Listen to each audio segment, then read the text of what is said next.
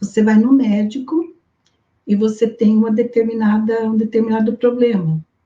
Né? Digamos que você tem um problema de micose na unha do pé, né? Aí o médico, ao invés dele dar um remédio, né? Geralmente um remédio via oral e tópico, né? Para você tratar a tua micose, ele fala para você usar um esmalte para tampar a micose. Aí usa de preferência um vermelho, que daí não vai ter problema de aparecer, né? Não está indo na causa do problema, né? Ou se de repente faz algum tipo de intervenção, né?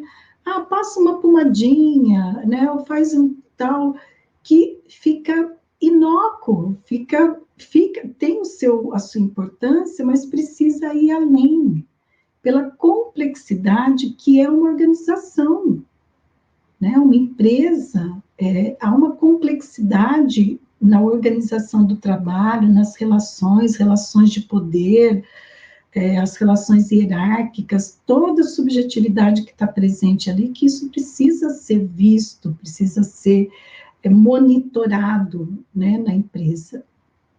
Então, é nesse sentido que eu trago, né, essa provocação aqui para vocês. E nós temos hoje um cenário muito favorável para se trabalhar com saúde mental nas organizações. Quando eu retomei os estudos em 2016 da psicodinâmica do trabalho, no mestrado, e depois quando eu defendi minha dissertação em 2018 e começo a sair para o mercado para levar o meu trabalho, para ver as questões de prazer e sofrimento no trabalho, eu nem falava de saúde mental no trabalho, eu falava de prazer e sofrimento no trabalho, né? Eu já tinha muita resistência.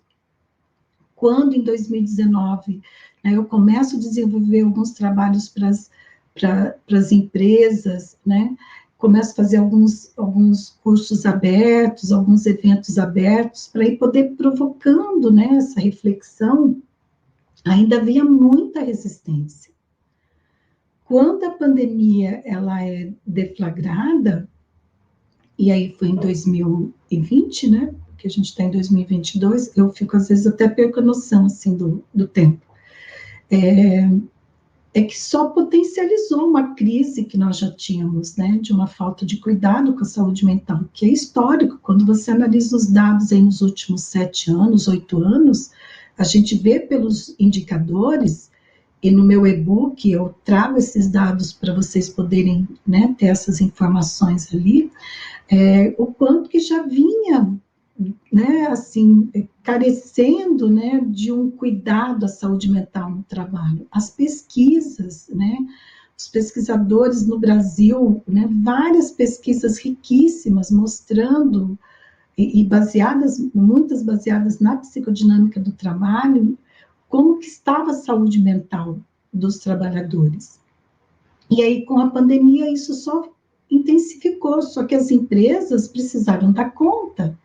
E aquilo que era tabu, falar em saúde mental no trabalho, teve que deixar de ser tabu, não porque a empresa quis, porque houve uma pressão externa, e ela precisou se adequar, ela precisou mudar, né? Então, hoje nós temos demandas de saúde mental nas organizações que nós não tínhamos há 2 anos atrás. Não tínhamos, né?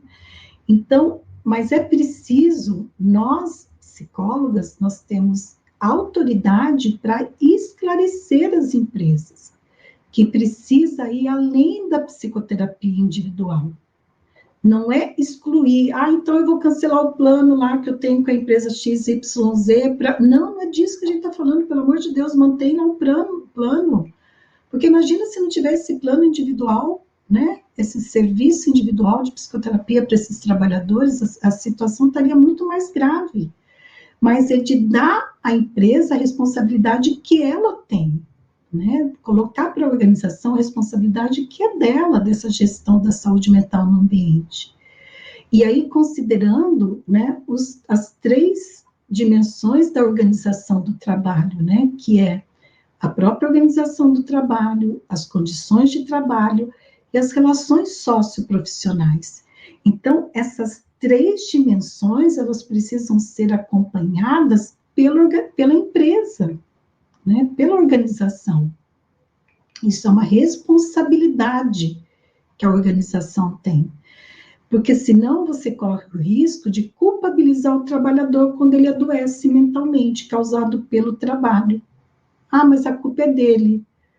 E aí, trazendo, né, culpabiliza, e daí eu trago, né, uma perspectiva de teorias de processos de grupos, eu trago o Pichon aqui para conversar com a gente, e o Pichon fala do bode expiatório. Qual que é o papel do bode expiatório no grupo, né? Ele vai ser depositário por questões deles e por questão do funcionamento daquele grupo, daquela organização, vai ser depositário da doença do grupo, do não funcionamento do grupo, que aquele grupo não quer enxergar. Então, deposita no bode expiatório. Então, esse funcionário pode virar um bode expiatório.